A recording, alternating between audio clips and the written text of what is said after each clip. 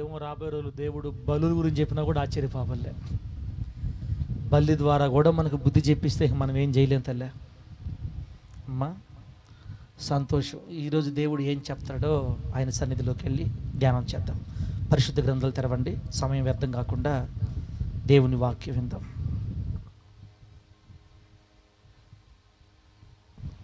సమయం వ్యర్థం కాకుండా దేవుని వాక్యం విందాం. పరిశుద్ధ గ్రంథాలు తెరిచి నేను చెప్పిన వాక్యం చదవండి. ఈరోజు దేవుడు మన ముందు ఏం పెడతాడో చూద్దాం.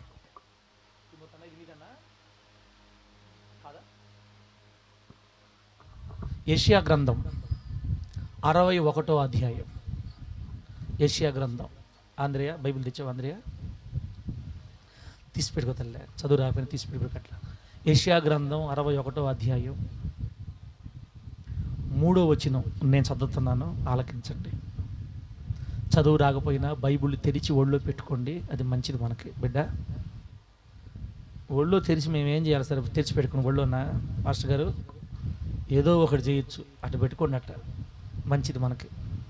యెషయా గ్రంథం 61వ అధ్యాయం 3వ వచనంలో ఏముందంటే, యెహోవా తన్ను మహిమపరచుకున్నట్లు నీతి అను మస్తకి వృక్షములనియు యెహోవా నాటిన చెట్లు అనియు వారికి పేరు పెట్టబడును. మరలా చదువుతున్నాను. యెహోవా తన్ను మహిమపరచుకున్నట్లు నీతి అను మస్తకి వృక్షములనియు యెహోవా నాటిన చెట్లు అనియు వారికి పేరు పెట్టబడును. చదివినటువంటి ఈ వాక్యాన్ని మనందరికి అర్థమగునట్లు బోధించి వాక్యానుసారంగా బ్రతకగలిగిన కృప దేవుడు మనందరికీ ప్రసాదించును గాక. నిన్నేమో కాకుల గురించి చెప్తే ఈరోజేమో మళ్ళీ దేవుడు మనల్ని చెట్లు దగ్గర మళ్ళా చెట్ల దగ్గరికి. ఇంతకుముందు చెట్టు గురించి చెప్పాను అనుకుంటానక, ఇక్కడ చెప్పామ్మా ఖర్జూరపు చెట్టు. రైట్, ఖర్జూరపు చెట్టు ఒకసారి. ఇప్పుడు పోతే ఒక చెట్టు కాదు, బైబిల్లో ఉండే చెట్లన్నీ చెప్పాలని మనకి. ఏమయ్యా పాస్టరా నీకు జ్ఞానం ఉందా? చెట్లు బల్లులు కాకులు తప్ప ఇంకా మాకేరే వాక్యాలు చెప్పవా నువ్వు? బైబిల్ గ్రంథంలో దేవుడు రాయించిన ప్రతి పదానికి అమూల్యమైన అర్థం. దేవుని బిడ్డలారా, మీరు విన్న తర్వాత మీకు అర్థమవుతుంది. చదివిన వాక్య భాగాలు ఏముందంటే, యెహోవా నాటిన చెట్లు అని నేను కొందరికి పేరు పెడతానని చెప్తున్నాడు దేవుడు. యెహోవా నాటిన చెట్లు వీరే అనే పేరు నేను మీకు పెడతాను. నీతి అనే మస్తకి వృక్షములని మీకు పేరు పెడతా. ఇక్కడ మస్తకి వృక్షం అని రాశారు. మస్తకి వృక్షం అంటే ఓక్ చెట్లు. ఓక్ ఇంగ్లీష్లో ఓక్ ట్రీస్ అంటారు. అది మనం చూడడానికి మన దగ్గర పెరగదు, కానీ ఉత్తరాఖండ్ రాష్ట్రంలో మాత్రమే మన భారతదేశంలో ఉన్నాయంటున్న ఓక్ చెట్లు. ఉత్తరాఖండ్, నార్త్ ఇండియాలో ఉత్తరాఖండ్ రాష్ట్రంలో మాత్రమే ఆ చెట్లు ఉన్నాయి. ఇక ఐరోపా, ఆఫ్రికా ఆ దేశాలు, ఆ ఖండాల్లో అయితే ఇంకా ఎక్కువ. అమెరికాకి, ఇంగ్లాండ్కి, ఫ్రాన్స్కి, ఈ 3 దేశాలకి జాతీయ చెట్టు అనమాట ఈ ఓక్ ట్రీ. మనకి మర్రి చెట్టులాగా ఉంటుంది చూసేదానికి. పౌలు రాజన్న మర్యాదగా చెప్పు, ఓక్ ట్రీ ఎట్లుంటుంది చూసేదానికి? మర్రి చెట్టులాగా ఉంటుంది కనపడే చూసేదానికి. మస్తకి వృక్షం కానీ మర్రి చెట్టు కాదు, అలా ఉంటుంది చూసేదానికి. దేవుడు నీతి అనే మస్తకి వృక్షములని మీకు పేరు పెడతా, యెహోవా నాటిన చెట్లు అని నేను మీకు పేరు పెడతా. ఇలా పెట్టడం వల్ల ఏంటి మేలు అంటే, నాకు మహిమ వస్తుంది అని దేవుడు. యెహోవా తన్ను మహిమపరచుకున్నట్లు నీతి అను మస్తకి వృక్షములనియు యెహోవా నాటిన చెట్లనియు వారికి పేరు పెట్టబడును. దేవుడు మనకి చెట్లు అని పేరు పెట్టడమ్మా. అమ్మా, అయ్యా, అమ్మా, మీకు అర్థమేంటి చెప్పాలంటే, సూటిగా సుత్తి లేకుండా మనందరికి చెట్లు అని పేరు పెట్టాడంటే దేవుడు. చెట్లు గురించి మనం ధ్యానం చేస్తే ఆ చెట్లు మనమే. బైబిల్ గ్రంథంలో చాలా చోట్ల మనుషులకి సాదృశ్యంగా చెట్లు చూపించబడ్డాయి. బైబిల్ గ్రంథంలో చాలా చోట్ల మనుషులకి చెట్లకు సాదృశ్యంగా మనుషులు పోల్చబడ్డారు. మీకు ఏం అర్థం కావట్లా. ఇప్పుడు నేను ఒక మాట చేస్తే మీకు అర్థం అవుద్ది. దానియేలు గ్రంథం 4వ అధ్యాయం 10వ వచనం నుంచి 17వ వచనం ప్రకారం దానియేలు గ్రంథం 4వ అధ్యాయం 10 నుంచి 17 దాకా చూస్తే, చదవబలేదు బిడ్డ, అక్కడ నెబుకద్నెజర్ రాజు ఉంటాడు. నెబుకద్నెజర్ రాజుకి ఒక కళ, బాంధవ్యాన నెబుకద్నెజర్ రాజుకి ఒక కళ. ఆ కళలో బ్రహ్మాండమైన చెట్టు కనబడుతుంది ఆయనకి, బ్రహ్మాండమైన చెట్టు. దానియేలు గారిని పిలిచి మరి ఆ కళకు భావం చెప్పమంటే ఆ భావం చెబుతున్న దానియేలు గారు అంటారు, నెబుకద్నెజర్ రాజా, మీ కళలో కనబడిన చెట్టు ఎవరో తెలుసా? అది మీరే. చెప్పండి, నెబుకద్నెజర్ రాజు గారికి కళలో కనబడిన చెట్టు ఎవరంట? నెబుకద్నెజర్ రాజే. అంటే నెబుకద్నెజర్ రాజుని చెట్టులాగా చూపించాడు దేవుడు కళ్ళలో. మనుషులకు పోల్చబడింది చెట్టు. బైబిల్ గ్రంథంలో చెట్లుని మనుషులతో పోల్చాడు దేవుడు. ఆ తర్వాత మార్కు సువార్త 8వ అధ్యాయంలో 23వ వచనం నుంచి 25వ వచనం వరకు చదివితే, ఇక్కడ బేత్సాయిదా అనే ఊరిలో ఒక గుడ్డివాడిని యేసుక్రీస్తు వారు బాగు చేస్తారు. గుడ్డివాడిని బాగు చేస్తాడు బేత్సాయిదా అనే ఊరిలో. అతన్ని కొంచెం దూరం పక్కకు తీసుకొని వెళ్ళి కింద ఉమ్మి ఊసి ఉమ్మిని బురద చేసి అతని కనులకు పోస్తాడు అన్నమాట.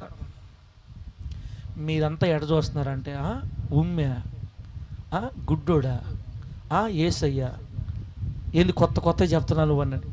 ఎప్పుడు మీరు విన్నట్టుగా చూస్తున్నారు. మనం అంతా విన్నాయే. యేసు ప్రభు వారు గుడ్డివాడు కళ్ళ మీద ఉమ్మి ఊసి పూసాడా పూయలేదా? మర్యాదగా చెప్పండి.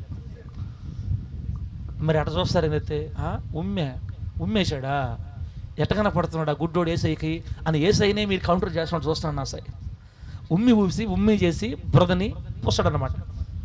ఇప్పుడు కళ్ళు తెరిచి చూడు అన్నాడు ఏసయ్య. ఆ వ్యక్తి కళ్ళు తెరిచి చూస్తే, ఏం కనపడుతుంది నీకు? కనపడుతున్నారా? అంత బాగుందా అని ఏసయ్య అడిగితే అతను చెప్తున్నాడు, అయ్యా నాకు మనుషులు కనబడుతున్నారు. ఎట్లా కనపడుతున్నారు తెలుసా? కదులుతున్న చెట్ల వలె నాకు మనుషులు కనబడుతున్నారు. దేవునికి స్తోత్రం కలుగును గాక. మరలా యేసుక్రీస్తు వారు అతని చేతుల మీద, అతని కళ్ళ మీద చేతులు పెట్టి, ఇప్పుడు చూడు అంటే, అయ్యా సూపర్, కట్ట కనబడుతున్నారు నాకు అంటాడు అనమాట. అతనికి మనుషులు కదులుచున్న చెట్లులా కనబడ్డారంట. ఇవన్నీ నేను మీకు ఎందుకు చెప్తున్నానంటే, బైబిల్ గ్రంథంలో మనుషుల్ని దేవుడు చెట్లతో పోల్చాడు, చెట్లుని మనుషులతో పోల్చాడు. కాబట్టి ఈరోజు సరే, ఇప్పుడు మీ పాయింట్ చెప్తా. ఈరోజు యేసయ్య మనకు చెప్పే వాక్యం యొక్క సబ్జెక్ట్ పేరేంటంటే, ఆధ్యాత్మికతను బోధిస్తున్న బైబిల్ చెట్లు. భక్తిని బోధిస్తున్న బైబిల్లోని చెట్లు, ఆధ్యాత్మికతను బోధిస్తున్న బైబిల్లోని చెట్లు. బైబిల్లో ఉండే చెట్లన్నీ తీద్దాం బయటికి. అవి మనకేమి నేర్పిస్తున్నాయో నేర్చుకుందాం. చెట్లు అంటే ఎవరు? మనమే. చెట్లు అంటే ఎవరు? మనమే. సార్ చెట్లు అంటే మనం అంట వేలు పాస్టరా, ఒరే పాస్టరా, ఇప్పుడు కనుకోండి, యెహోవా నాటిన చెట్లని మనకు పేరు పెడతా అని చెప్పాడు దేవుడు. నేను నాటిన చెట్లు మీరు. కాబట్టి చెట్లు అంటే మనమే, ఖచ్చితంగా అనుకోవాలి. బైబిల్లో ఉన్న కొన్ని చెట్లు తీసుకుంటే అవి మనకి ఏమి నేర్పిస్తాయో బిడ్డలారా, ఆ చెట్లు ప్రకారం, ఆ చెట్లు బోధించిన బోధ ప్రకారం మనం బ్రతికితే మన జీవితం దేవునికి ఇష్టకరంగా మారుతుంది. ఇంతవరకు అర్థమైంది అని అనుకుంటున్నా. అవును అర్థమైంది అని మీరు అనుకుంటే గట్టి హడిలే చెప్పండి. అర్థం కాకపోయినా ఇంక నేనేం చేయలేను, నా వల్ల కాదు. ఇక్కడ అర్థం కాకపోయినా నేనేం చేయలేను. అర్థం చేసుకోలేకపోవడానికి అంత పెద్ద విశేషం కూడా ఏం లేవు. చెట్లుని దేవుడు మనకు చూపించబోతున్నాడు. ఒక్కొక్క చెట్లో నుంచి దేవుడు మనతో మాట్లాడబోతున్నాడు. ఆ చెట్టు ఏది చెప్పిందో దాన్ని మనం నేర్చుకుంటే నిశ్చయంగా మనం అందరం కలిసి ప్రభువును సంతోషపెడతాం. దేవుడు ఈరోజు మనకు మాట్లాడిన దానికి ఆయన సంతోషపడతాడు. దేవుని నామానికే మహిమ కలుగును గాక. గట్టి చెప్పండి హల్లెలూయా. ఫస్ట్ చెట్టు దగ్గర పండి. బైబిల్లో ఉన్న చెట్లు మనకి ఏం బోధిస్తాయో ఫస్ట్ చెట్టు రాసుకోండి బిడ్డలారా, గుర్తుంటే రాసుకోండి, పెన్నులుంటే. ఆదికాండం 2వ అధ్యాయం 9వ వచనంలో ఒక చెట్టు ఉంది. ఆదికాండం లేక వింటుండారా? ఆదికాండం 2వ అధ్యాయం 9వ వచనంలో ఒక చెట్టు నేను చదువుతున్నాను చూడండి. 9వ వచనం. మరియు దేవుడైన యెహోవా చూపునకు రమ్యమైనదియు ఆహారమునకు మంచిదియు అయినటువంటి ప్రతి వృక్షాన్ని ఆ తోట మధ్యను జీవ వృక్షమును మంచి చెడ్డల తెలివినిచ్చు వృక్షమును నేల నుండి మొలిపించెను. ఇది 9వ వచనం. ఆ తోట మధ్య జీవ వృక్షాన్ని మంచి చెడ్డల తెలివినిచ్చు వృక్షమును నేల నుండి మొలిపించాను. ఇక్కడ ఏదేను తోట దగ్గరికి వెళ్ళాం. ఫస్ట్ అధ్యాయం మొదటి గ్రంథం ఆదికాండంలోకి వెళ్ళాం. ఫస్ట్ చెట్టు చూస్తున్నాం అనమాట. ఏదైనా తోటలో దేవుడు అనేక చెట్లు నాటాడు. ఇప్పుడు ఆ చెట్లన్నీ మనకు పనిలే. మనకు అవసరమైన చెట్టు ఏంటంటే రెండు చెట్లు. ఆ రెండు చెట్లు ఏంటంటే, ఒకటేమో జీవ వృక్షం. వృక్షం అంటే చెట్టే కదా, ఏమో నాకు డౌట్ వస్తుంది. వృక్షం అంటే చెట్టే కదా, చెట్టే. జీవ వృక్షం ఒక పక్క, రెండో చెట్టు ఏంటంటే మంచి చెడుల తెలివినిచ్చు వృక్షం. అదేందో ఆ పేరు, అంత పెద్ద పేరు దానికి, మంచి చెడుల తెలివినిచ్చు వృక్షం. ఆ చెట్టు యొక్క పండుగ తిన్నామంటే మనము మంచి ఏదో తెలిసిపోద్ది, చెడు తెలిసిపోద్ది. ఇప్పుడు తినబల్లే, ఆల్రెడీ మన పితడు తినేసాడు ఆల్రెడీ. ఆ తిన్నకాడి నుంచే మనకు ఆటోమేటిక్గా మైండ్లోకి ఎక్కిపోయి ఉంది. పిల్లవాడు పుడతానే తెలుసుకొని వచ్చేస్తున్నాడు తల్లిగర్భంలోంచి. ఇప్పుడు ప్రత్యేకంగా ఏం అవసరం లేదు, మనకి అన్నీ మైండ్లో ఉన్నాయి. ఆ మహాతల్లి తినింది, ఇంకా కడుపులో వచ్చిన మన అందరికి వచ్చేసింది, ఇంకా కొత్తగా తినబల్లే. సరే దాని పక్కన పెట్టినట్ట ఈ రెండు చెట్లు మనం చూసుకోవాలి. ఈ రెండు చెట్లు మనకేం బోధిస్తున్నాయి అంటే బిడ్డలారా, మంచి చెడ్డల తెలివినిచ్చే చెట్టును ఈ భూలోకంలో భక్తి చేస్తున్న నీవు నేను జయిస్తే జీవవృక్ష ఫలము మనకు దొరుకుతుంది. దేవునికి స్తోత్రం కలుగును గాక. జీవవృక్షం ఏమంటుందంటే, నన్ను మీరు సొంతం చేసుకోవాలంటే ఆ చెట్టును జయించండి. ఆ చెట్టు ఫలాలు మీరు తినద్దు, తినేసారులే. కానీ ఇప్పుడు యేసు రక్తం కడగబడారు కదా, మళ్ళా పోవద్దు మీరు, ఇక్కడ మళ్ళా చెడులోకి పోవద్దు, మంచిలోనే ఉండండి, భక్తిలోనే ఉండండి, నీతిలోనే ఉండండి. ఆ చెట్టును మీరు జయిస్తేనే నా దగ్గరికి మీరు చేరతారు. ఆది కాండంలో ఏదైనా తోటలో జీవవృక్షం ఉంది తెలుసు కదా, నేల నుండే మొలిపించాడంట దేవుడు ఆ చెట్టుని. ఇప్పుడు ఆదాము గారు పాపం చేసిన తర్వాత హవ్వ ఆదాములు కలిసి మరలా మాట్లాడుకొని ఆ చెట్టు దగ్గరికి వెళ్ళి, ఏ చెట్టు దగ్గరికి, జీవ వృక్షం దగ్గరికి వెళ్ళి, ఒకవేళ ఆ పండుగని తింటే ఇక నిరంతరం వీళ్ళు చచ్చిపోకుండా బతకతారని దేవుడు తెలుసుకొని వీళ్ళిద్దరిని, అమ్మ మీరు జాలేడు ఉండేది, మంచి పని చేశారు, ఒకరు చూసుకొని కదా అని ఆ తోటలో నుంచి వాళ్ళిద్దరిని ఏం చేశాడు చెప్పండి, ఏం చేశాడు? తోటలో నుంచి పూలు జలత ఆహ్వానించాడా, బా వెళ్ళిపోయి నుంచి అని ఆ తోట నుండి గెంటి వేసాను బైబిల్లో. గెంటి వేసాను తోటలో నుంచి. ఆయన ఎందుకు గెంటేశాడు తెలుసా? మరలా వీళ్ళు వెళ్ళి ఆ చెట్టు కానీ తింటే, ఆ చెట్టు పండు కానీ తింటే, ఏ చెట్టు పండు చెప్పండి, జీవవృక్షం కానీ తింటే ఇంకా చావులేదు. బిడ్డలారా, రేపు మన పరలోకం వెళ్ళిన తర్వాత మన శరీరానికి చావు వస్తుంది తెలుసా? మహిమ దేహాలైనా కూడా మరలా మహిమ దేహ రోగాలు వస్తాయి. మహిమ దేహమే అని పేరే కానీ ఇదే రక్తం, ఇదే మాంసం, ఇదే శరీరంతో మనం పరలోకం వెళ్తాం. మహిమ అనేది ఏంటంటే బిడ్డలారా, ఏది మనల్ని ఆపలేదు, ఒక గోడ ఆపలేదు, ఒక కొండ ఆపలేదు, ఒక తలుపు ఆపలేదు. మహిమ మన దేహంలోకి వచ్చిన తర్వాత ఈజీగా వచ్చేస్తాం, ఈజీగా వెళ్ళిపోతాం. ఇది మహిమ. కానీ మహిమ దేహాలకు కూడా రోగాలు వస్తాయంట. ఈ రోగాలు వచ్చినప్పుడు ఈ జీవవృక్షం యొక్క ఆకులు తింటారంట పరలోకంలో. ఇది ప్రకటన గ్రంథం 19-20 అధ్యాయాల్లో ఉంది. ఈ జీవవృక్షం యొక్క ఆకుగా తిన్నామంటే అది ఎంత పెద్ద రోగమైనా ఒకే ఆకుకి సెటల్. ఇంకా ట్యాబ్లెట్లు అవసరం లేదు, ఆర్ఎంపీ డాక్టర్లు అవసరం లేదు, ఇంకా మెడికల్ షాపులు అసలే అవసరం లేదు. ఏం తినాలమ్మా, ఏం తినాలి, ఏందమ్మా ఒరే నువ్వు అన్నీ చూసొచ్చి మాట్లాడుతున్నావా, అన్నీ తెలిసినట్టే మాట్లాడుతున్నావు నువ్వు పాస్టరా? బైబిల్లో ఉందక్క, ఆ ఆకులు జనములను స్వస్థపరచుటకు వినియోగించును అని ఉంది ప్రకటన లాస్ట్ అధ్యాయంలో. జీవవృక్షం అంత శక్తివంతమైంది. మనం ఒక 100 సంవత్సరాలు బతికేమనుకోండి, బాగా శక్తి క్షీణించిపోయింది. వెంటనే మనం కానీ పోయి ఒక్క పండుగ తిన్నాం అనుకో, మళ్ళా 100 సంవత్సరాల ఆయుష్. ఆమె చెప్పండి గట్టిగా. సంవత్సరానికి 12 కాపులు కాస్తుందంట ఈ చెట్టు. అంటే నెల కాపు, నెల కాపు 12 కాపులు కాస్తుంటుంది. అంటే కొన్ని కోటాను కోట్ల మంది కదా పరలోకంలో ఉంటారు. ఒక్కొక్కరు తినాలంటే ఎన్ని కాపులు కాయాలి? ఒక చెట్టే కాదు, చాలా చెట్లు ఉంటాయి. ఏమిలే జలుబు జరంగం చేసిందంటే ఒక ఆకు తింటాం, బాగా నీరసంగా ఉంది ఏదో లేలేకపోతున్నాం ఆయాసం వస్తుంది అనుకుంటే ఒక పండు తింటాం. అనిలే ఇంకే ఆ 2 పనులు చూసుకుంటే చాలు మనం ఇక్కడ యుగ యుగాలు మన పరలోకంలో మరణం లేకుండా జీవిస్తామని దేవుని వాక్యం సెలవిస్తుంది. ప్రభు నామానికి మహిమ కలుగును గాక. పాపము చేసిన ఆదాము అవ్వలు మరలా ఆ పండు తిని నిరంతరం జీవిస్తే వీళ్ళ ద్వారా పాపిష్టి జనాభా తరతరాలు బతకతారని దేవుడు తెలుసుకొని ఇక జీవవృక్షం దగ్గరికి వెళ్ళనీయకుండా ఆదాము అవ్వలు గెంటేసి మరలా నేను చూడకుండా ఉంటే వెళ్ళిపోతారేమోనని ఒక కెరూబుని నిలబెట్టాడంట. అక్కడ ఆదికాండంలో ఉంటుంది. మండుచున్న ఖడ్గజ్వాల. కెరూబు అంటే దేవదూత. ఒక దేవదూతని ఖడ్గజ్వాల రూపంలో దాన్ని కాపలా పెట్టాడు అన్న. ఆదికాండంలో ఉందా లేదన్నా? ఏదైనా తోటలో ఖడ్గజ్వాల. ఒకవేళ ఆ దారికి పోయినట్టు ఎవరన్నా కానీ కనబడితే అటు వెళితే తుండెలు అయిపోతారంతే, లేజర్ కిరణాల కోసేస్తుంది అంతే. ఖడ్గజ్వాల కెరూబుని దేవదూతని పెట్టాడు అక్కడ దేవుడు కాపలా. ఆ జీవ వృక్షానికి మనల్ని తీసుకెళ్ళటానికి ఆ ఖడ్గజ్వాల ఎవరి మీద పడిందో తెలుసా? మొదటి ఆదాము పాపం చేసి అదిగో మనకు ఆ పండును దూరం చేస్తే కడపటి ఆదాము మనకు తిరిగి మరలా జీవవృక్షాన్ని ఇవ్వటానికి, ఆ పండుని ఇవ్వటానికి ఆ ఖడ్గ జ్వాల యేసయ్య మీద పడింది. ఆమె చెప్పండి గట్టిగా. ఆయన ఆ ఖడ్గం పడితే పెట్టారా, ఖడ్గమా కాపరి మీద పడుము అని మనకి ప్రవక్తల గ్రంథాల్లో ఉంది. ఖడ్గమా కాపరి మీద పడు. మన కాపరి అయిన గొప్ప కాపరి అయిన యేసయ్య మీద ఖడ్గం పడింది. ఆయన తుండేలు అయిపోయాడు. ఆయన రక్తం కార్చబడింది, ప్రాణం పోయింది. ఆయన ప్రాణం పెట్టి మన పాపముల కొరకు ఆయన పరిహారం చేసి జీవవృక్షమునకు మరలా మార్గాన్ని సరళం చేశాడు. దేవునికి స్తోత్రం కలుగును గాక. ఆయనే మన కడపటి ఆదామైన యేసయ్య. ఇప్పుడు చెట్లు మనకేం బోధిస్తున్నాయి అంటే, భూలోకంలో మంచి చెడులు తెలివినిచ్చే ఈ వృక్షాన్ని, ఈ వృక్ష ఫలాల్ని మనం జయిస్తే, అంటే పాపాన్ని విసర్జించి అవినీతిని ప్రక్కన పెట్టి రోషంగా నడుంగట్టుకొని పాపం మలినం అంటుకోకుండా జాగ్రత్తగా ప్రభు కోసం రోషంగా నిలబడితే జీవవృక్షము మనకు దొరుకుతుందని ఈ రెండు చెట్లు మనకు బోధిస్తున్నాయి. ప్రభు నామమునకే మహిమ కలుగును గాక. అనగా భక్తి రాజీ పడకుండా చేయాలి జీవితాంతం.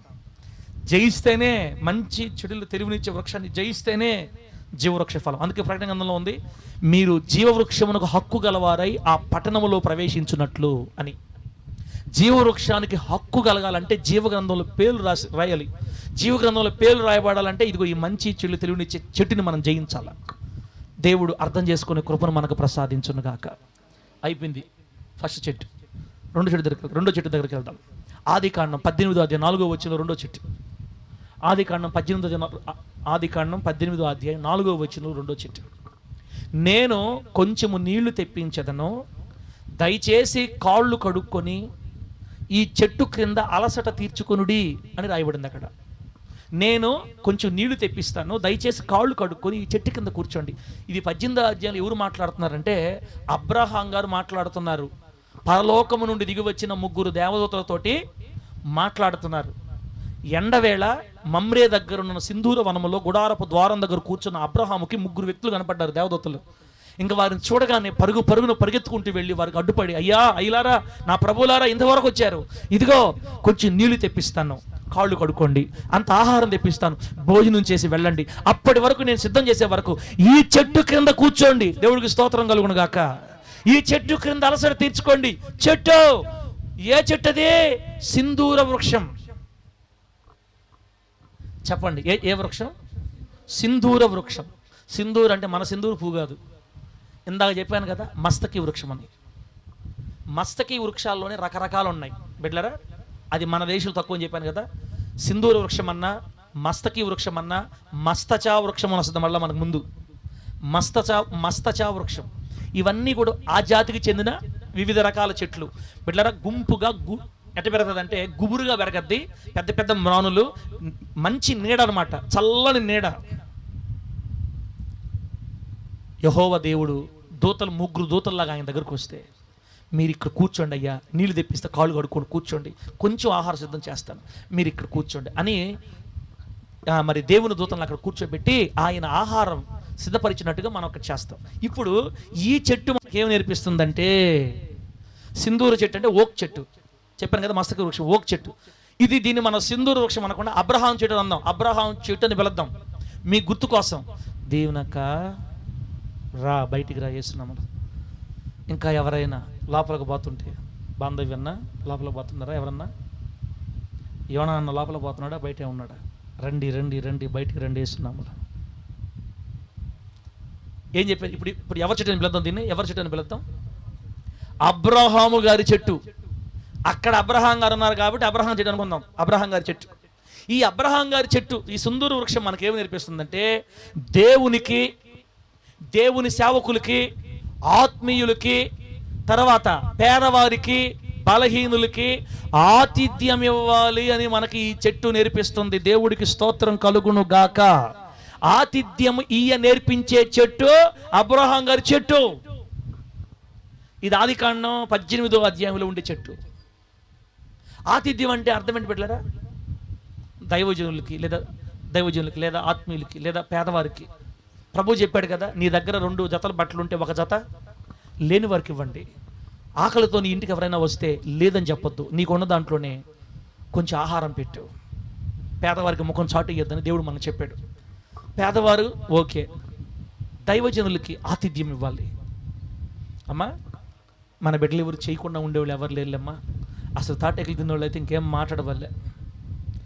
ఇది ఈ రోజుదైతే కొత్తగా చెప్పాలి వాక్యాలకి బిడ్డలకి.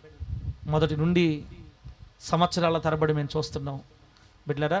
ఈ సంఘానికి మంచి సాక్ష్యం ఉంది, అది దేవుడి దగ్గర ఉంది. దేవుడి నామానికి మహిమ కలుగును గాక. మనం పొగడకూడదు ఎవరిని కూడా బిడ్డలారా. ఒక్క మాట చెప్పాలంటే కడుపులో తీసి పెట్టే బిడ్డలు అనమాట. ప్రత్యేకంగా చెప్పాల్సిన అవసరం. కొంతమంది భలే పిసినారు వాళ్ళు, ప్రార్థన పెట్టుకుంటే అందరికి అన్నాలు పెట్టబల్లే యాని చూస్తే సైతాన్ పాస్టర్ అమ్మని పిలిపించుకొని మర్యాదగా చిన్న ప్రార్థన చేయించుకొని టీమని చెప్తుంటాడు పాస్టరే. టీ చాలు మాకు, టీ ఇవ్వండి, టీ మాత్రమే ఇవ్వండి అని చెప్తుంటాడు. టీ ఇచ్చేసేయండి నా మాటిని. వెనక ముందు చూడకుండా పంపించేసేయండి ఆ పాస్టర్ని. ఆ పాస్టర్ ఏమనుకో, మా పాస్టర్ ఏమనుకోడండి, టీయే దాగేసి వెళ్తాడు. లేనప్పుడు టీ ఇచ్చావు, ఇప్పుడు దేవుడు ఇచ్చాడు లేదు నీకు. ఈ చెట్టు ఏం చెప్తుందంటే దేవుని యొద్ద నుండి మనం ఆశీర్వాదాలు పొందాలన్నా, ఈ భూలోకంలో దీవెనకరంగా మన జీవితం సాగాలన్నా, ఈ భూలోకంలో మన బ్రతుకు దేవుడు ఇష్టపడాలన్నా సమయానుకూలంగా సమయ సందర్భాలను బట్టి మనం ఏం చేయాలా? దేవునికి ఆతిథ్యం ఇవ్వాలి. ఇంకో మాట చెప్తానేనండి, ఒక్కొక్కసారి దేవుడంట తన సేవకులు పంపిస్తాడంట. దేవుడే ఎక్కడ చెప్పాలి మీకు, తెలియకయే వారు దేవదూతలకు ఆతిథ్యం ఇచ్చిన అనే మాట బైబిల్లో ఉంది. తెలియకయే వారు దేవదూతలకు ఆతిథ్యం ఇచ్చిరి. దేవదూతలు ఒక్కొక్కసారి దైవజనుల్లాగా వస్తారు, దేవదూతలు ఒక్కొక్కసారి ఏం అన్నానికి లేని పేదోళ్ళలాగా మన ఇంటికి వస్తారు. దేవదూతలే ఒక్కొక్కసారి నిన్ను చూడడానికి కొత్త, నువ్వు ఎప్పుడు చూడడం వాళ్ళు ఇంటికి వస్తారనమాట. అమ్మా అంటే వస్తారు, నాయనా అన్నం పెట్టండి. ఆ రోజు దేవదూత వచ్చుంటే మనకి ఇంకా అన్నమాట అయిపోయింది.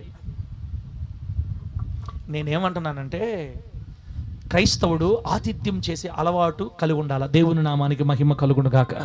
క్రైస్తవులు ఆతిథ్యము చే అలవాటు కలిగి ఉండాలి. మీరు ఎంతమంది దేవునికి ఆతిథ్యం ఇస్తున్నారు? దైవజనులకు ఆతిథ్యం ఇస్తున్నారు? నెలకు ఒకసారి 2 నెలలకు ఒకసారి ప్రార్థనలు పెట్టుకొని పెట్టారా? దైవజనులకి కడుపు నిండా పెట్టి వాళ్ళ చేతులు కడిగే కుటుంబాలు ఎన్ని కుటుంబాలు ఉన్నాయి? మరలా ప్రభు మనతో మాట్లాడుతున్నాడు. ఒకటి, మంచి చెడులు తెలివినిచ్చే ఆ చెట్టుని జయించాలి, పాపాన్ని జయించాలి, అపరిశుద్ధతను జయించాలి. దేవుని కోసం నడుం కట్టుకుంటే జీవవృక్షం దొరుకుతుంది. రెండోది, ఆతిథ్యం ఇస్తూ మనం ఈ లోకంలో భక్తి చెయ్యాలి.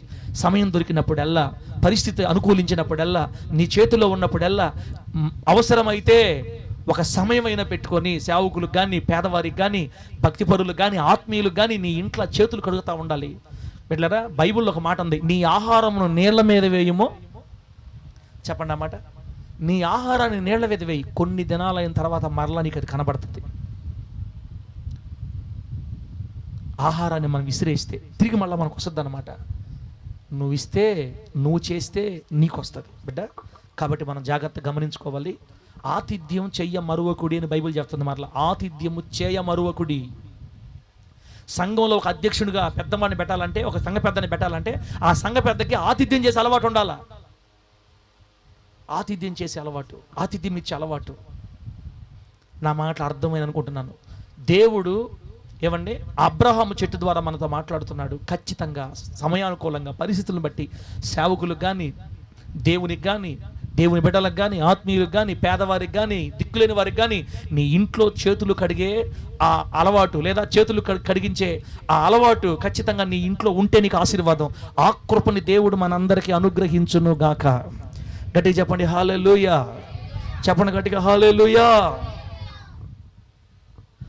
3వ చెట్టు దగ్గర పోతాం బిడ్డలారా. 3వ చెట్టు దగ్గర పోతాం. ఆదికాండం 21వ అధ్యాయం. ఆదికాండం 21వ అధ్యాయం 33వ వచనం. ఆదికాండం 21:33లో ఒక చెట్టు ఉంది.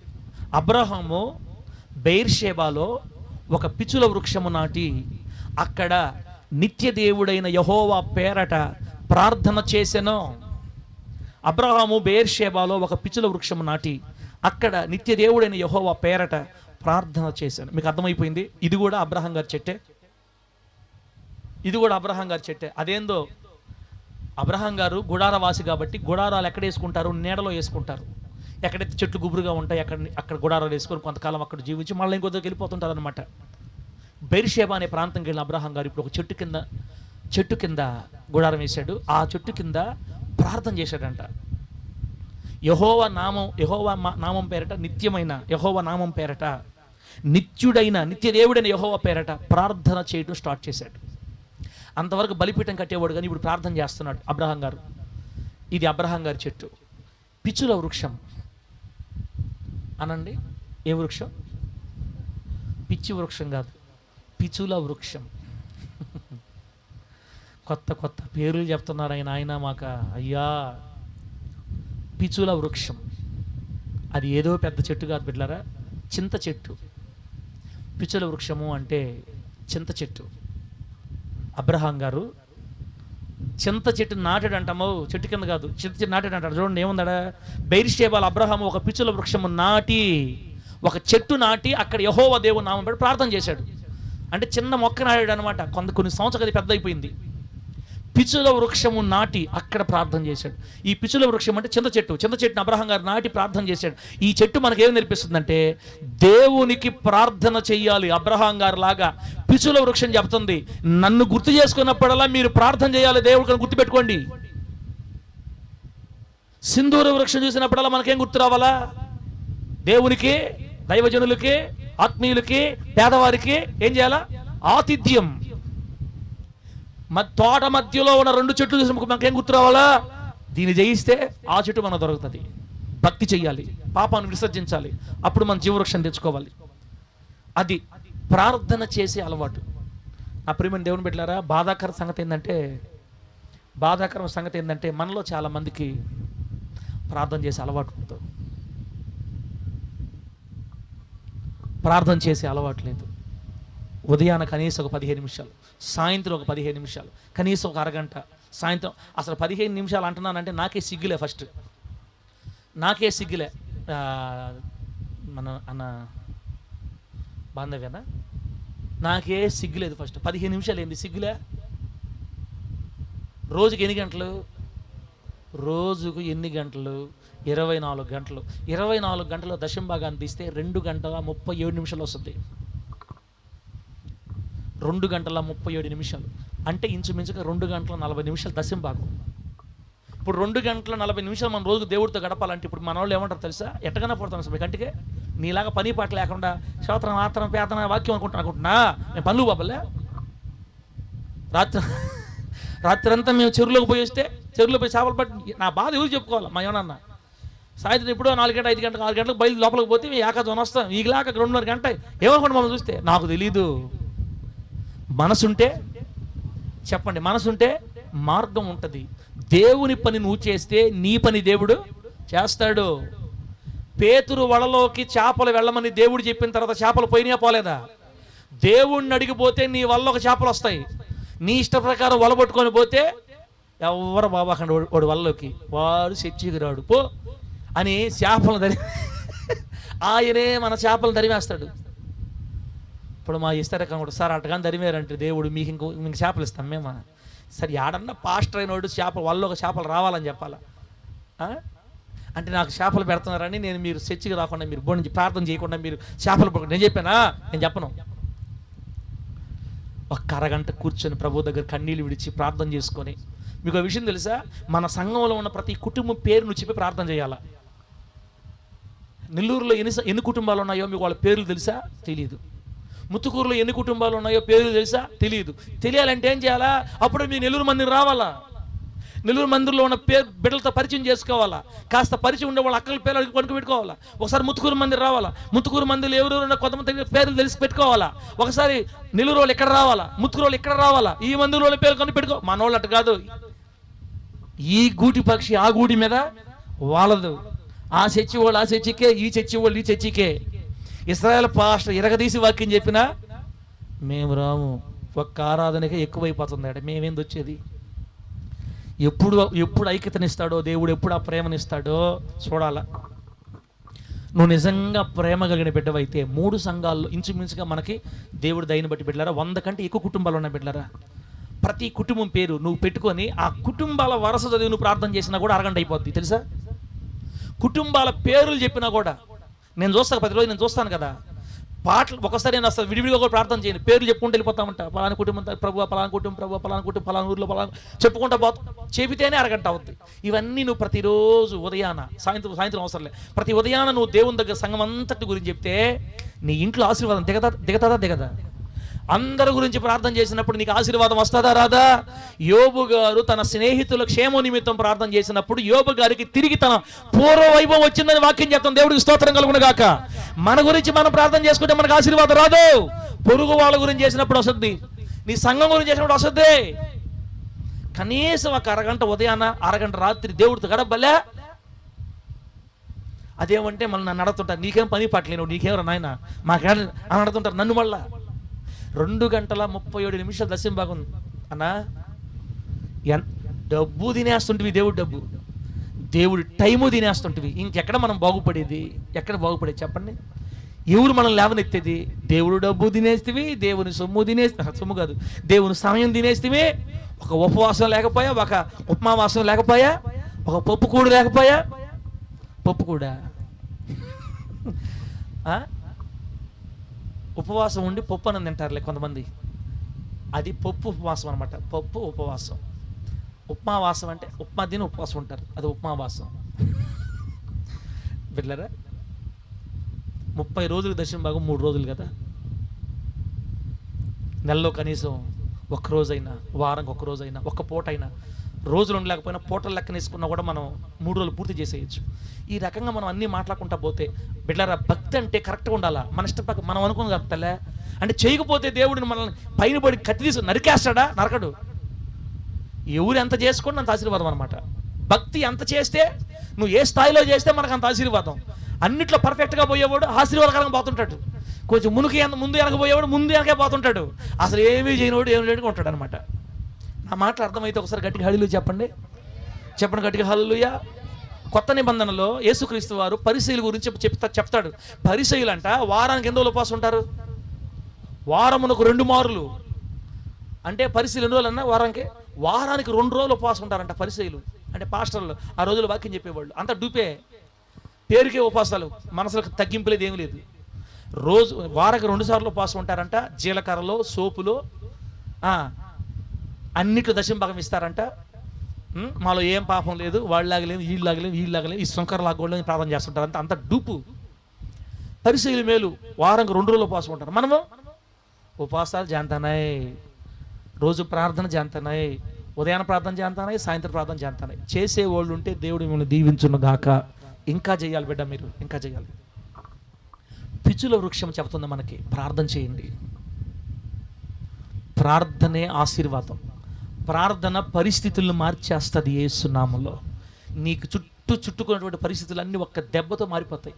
బిడ్డ, భయంకర శోధనలో ఇరుక్కున్నాం అనుకో, నువ్వేం చేయాలి తెలుసా? వెంటనే దైవజనుడిని ఒక 5-6 మంది బిడ్డలను పిలిపించుకోవాలా. వరుసగా 3 రోజులు పెట్టుకో ప్రార్థన. 3 గంటలు చేస్తారు వచ్చి. రోజుకు 1 గంట 1 గంట చేసినా కూడా 3:30 గంట నీ గురించి సంఘం ఏడిస్తే అకస్మాత్తుగా దిగద్ది నీకోసం సైన్యం వేస్తున్నాము. అలామేం చెప్పు గట్టిగా. ఇలా ఎంతమంది బాగు చేపించుకున్నారు దేవుడి దగ్గర.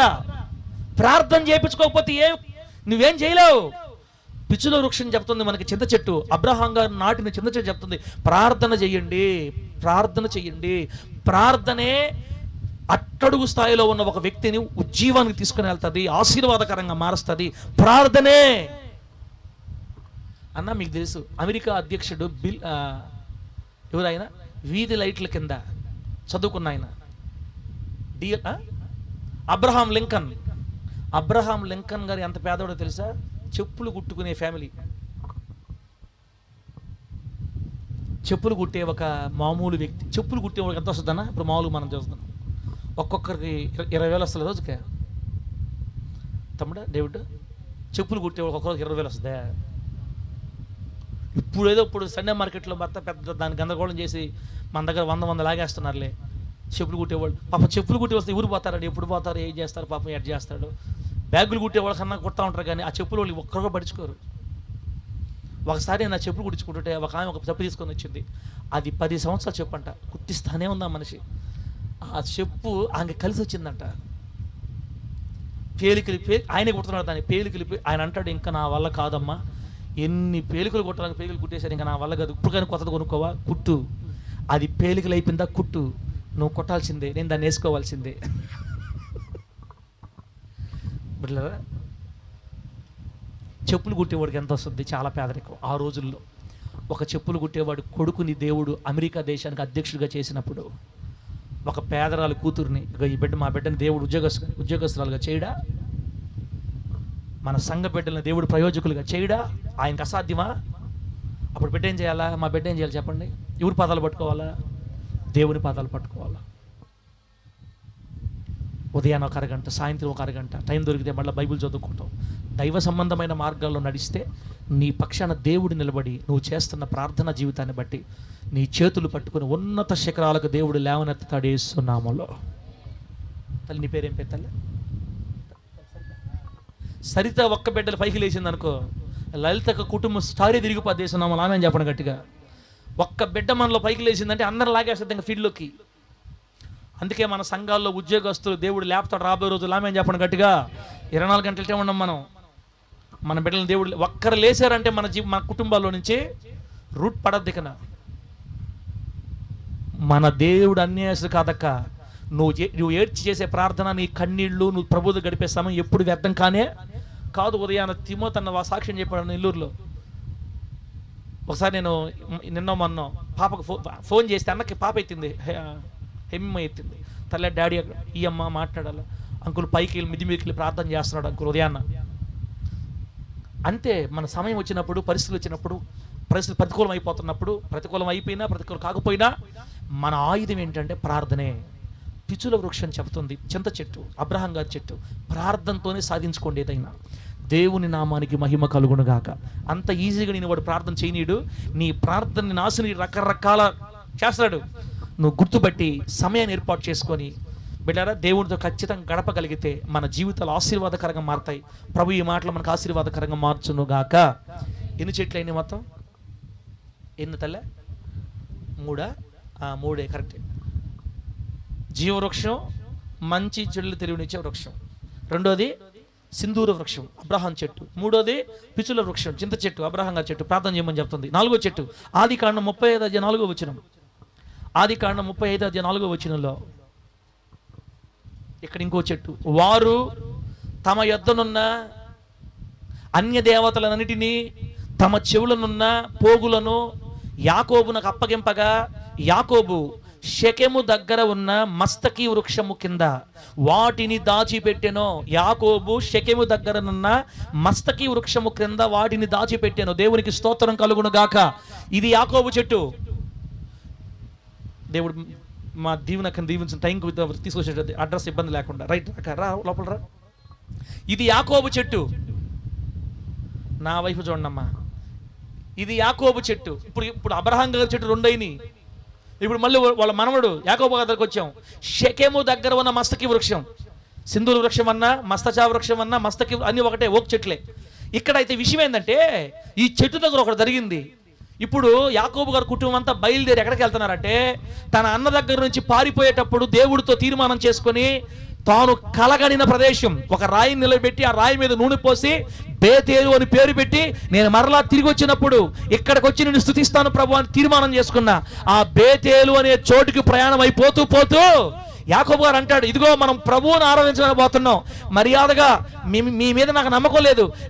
మీ దగ్గర ఎవరైనా, ఎవరి దగ్గరైనా, మీలో ఎవరి దగ్గరైనా అన్య దేవతల విగ్రహాలు ఉంటే, ఆ అన్య దేవత విగ్రహాలు, అలాగే మీ చెవులో ఉన్నటువంటి పోగులు, మీ చెవుల్లో పెట్టుకున్న పోగులు అన్ని తీసుకొచ్చి నాకు ఇస్తే మర్యాదగా అవన్నీ మనం ఇక్కడ దాచిపెట్టి శుద్ధి చేసుకొని శుభ్రపరచుకొని మనం దేవుడి దగ్గరికి వెళదామని తన పిల్లలకి, తన భార్యలతో మాట్లాడితే ఒక్కోట వస్తూ ఉంది. ఇంట్లో నుంచి గుడారాల్లో నుంచి ఒక్కొక్క బొమ్మ వస్తూ ఉంది. ఇవన్నీ ఎప్పుడు తెచ్చారో తెలియదు యాకోబు గారికి. ఒరి రాహేలు వెనకబడిన దానికి మనిషి ఎన్ని బొమ్మలు తెచ్చిందిరా నాయన? విగ్రహాల బొమ్మలు ఎక్కడే వాళ్ళకి. ఆల్రెడీ లాబాను విగ్రహారాధికుడు కాబట్టి ఆయన దగ్గర పెరిగిన పిల్లలకి అదే అలవాట్లు కాబట్టి కూతుర్లు తెచ్చుకున్నారు. ఇదిగో ఆ విగ్రహాల బొమ్మలు, వాళ్ళ చెవులో ఉన్న పోగులు, బంగారు కమ్ములు మొత్తం తెస్తే మస్తకి వృక్షం, షెకెములో ఉన్న మస్తకి వృక్షం కింద తవ్వి గుంట్లో దాచిపెట్టి మట్టి కప్పేశాడంట. దాచిపెట్టి తమ్మును తాము శుద్ధి చేసుకొని బిడ్డలారా, తమ్మును తాము శుద్ధి చేసుకొని ఇప్పుడు బేతేలుకు ప్రయాణమై వెళ్తున్నారు. దేవునికి స్తోత్రం కలుగును గాక. గట్టిగా చెప్పండి హల్లెలూయా. చెప్పండి, ఎవరి చెట్టు ఇది? ఎవరి చెట్టమ్మా? యాకోబు చెట్టు.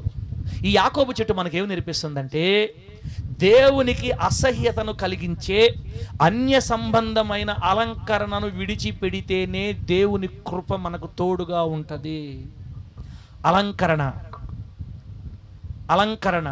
ఏ అలంకరణ ఇది? దేవునికి అసహ్యాన్ని కలిగించే అలంకరణ. వాళ్ళ చెవులో పోగులు తీసి దాచిపెట్టేశారు, కింద మట్టిలో పెట్టి పూజ చేశారు. దేవుడి దగ్గర పోయేటప్పుడు తమ శుద్ధి చేసుకున్నారు.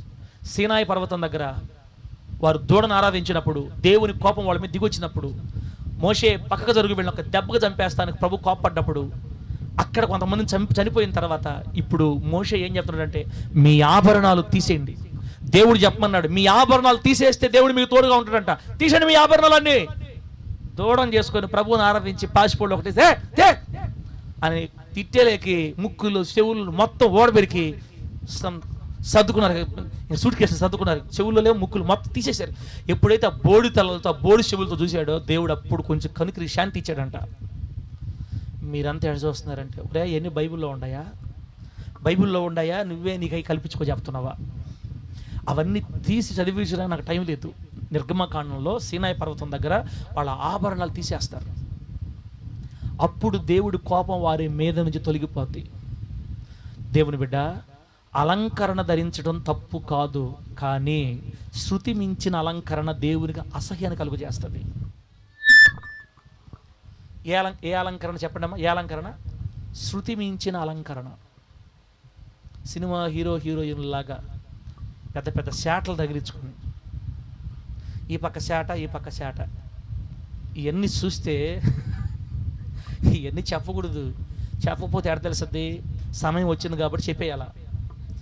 శాటలు తగిలించుకునేది, ముక్కులో ఒక గడపార పెట్టుకునేది, ముక్కులో గడపార కింద కల్లా ఊగుతూ ఉంటుంది.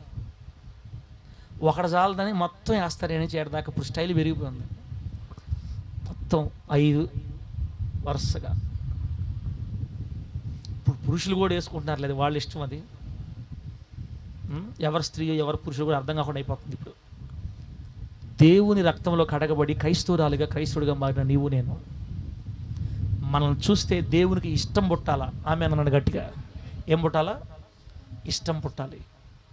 నువ్వు ఇంకా నిజంగా దేవుడికి, నువ్వు దేవుని కోసం నమ్మకంగా బ్రతికితే, లేదా వాటన్నిటిని తీసేసి ప్రభువుకు ఒక బ్రతకతానంటే, మీ ఆయన, మీ భర్త ఏమనుకోకపోతే పెరిగి అవతల పడేయటమే.